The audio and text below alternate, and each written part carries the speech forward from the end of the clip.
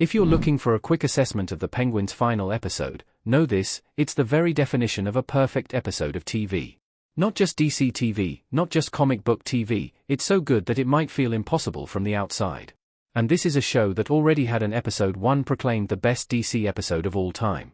At times, The Penguin has been a difficult show to watch, as challenging and provocative as it has been excellent. With episode 8, that sentiment has very much grown. Set in the immediate aftermath of The Penguin episode 7's explosive cliffhanger ending, with Gotham once more in ruins and Oz's empire falling around him, the finale sees Sophia and Cobb's conflict come to a head. To recap, Ounce was taken by Sophia's men and a harrowing showdown planned between the Penguin and his mother over the deaths of his brothers. From there, it's all about how we get from Ounce at his lowest to him being in a position to rival Batman in the upcoming The Batman Part 2, a rollercoaster we've now been shaken about by multiple times this season. Directed by Jennifer Getzinger, who has a quite incredible CV, the finale promised to wrap up the stories of every major character, as well as handing the reins on Ounce back to Matt Reeves, and let's just say it's a success. A towering, formidable, shocking, provocative success that even manages to pull focus back out to Batman's story. In fact, we need to talk about that one scene. The Penguin finale has one of the most memorable scenes of all time. Ounce and Victor by the river in The Penguin episode 8. I won't get into specific spoilers here, but the final scene featuring Ounce and Renzi Felice's Vic is easily one of the most profoundly affecting things I've ever seen in live-action TV. It's the kind of scene that sucks the air out of the room, thanks both to exceptional performances and where the story takes things.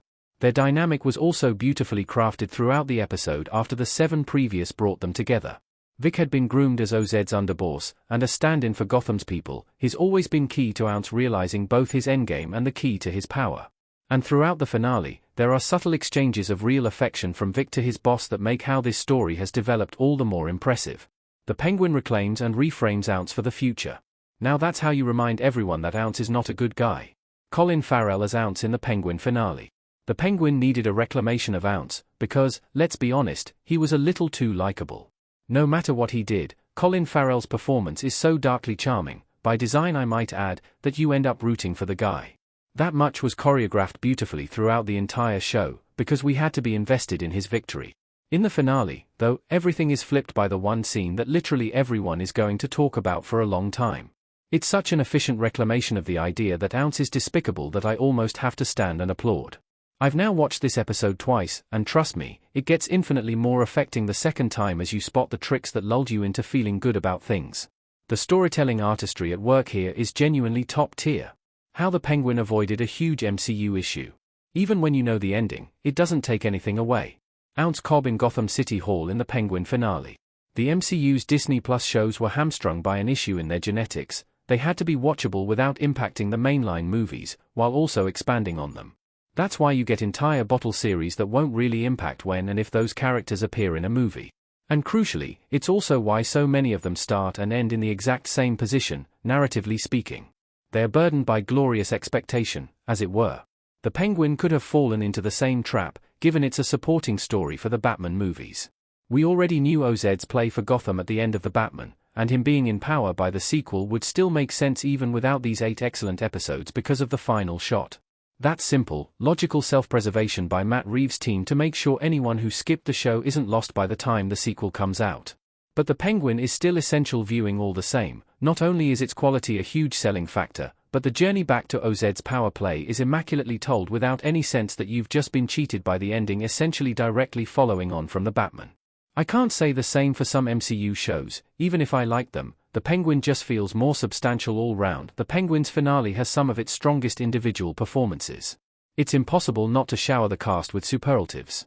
It would be easy to let all the episode specifics evaporate in the face of the monumental effect of its most prominent scene, but there's a lot more to it than what happens on the river banks. And all the successes come back to one thing the Penguin has done incredibly well throughout, pulling exceptional performances out of a deeply talented cast. Colin Farrell once more is towering, particularly when he's dealing with horrifying emotional stress.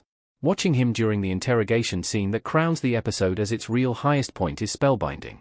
The fact that he manages such nuance under that amount of prosthetic makeup is astonishing. He then does it again, in Oz's most frenzied moment, and it's not just the results of what he does but the brutal way the camera allows an unflinching view of what it takes from him that sets it apart as such great work. Kristin Milioti is great again, mark that off your bingo card, and in the same interrogation scene, she does her best work with viscerally affecting material. Too many of Batman's villains are classified by their mental instability, but Milioti's laser-guided attack on OZ's most important relationship is a case study in vengeance. The emotional cracks that appear are just as important, and it's often in Milioti's flashes of crushed humanity that Sophia is the best. I want more of her.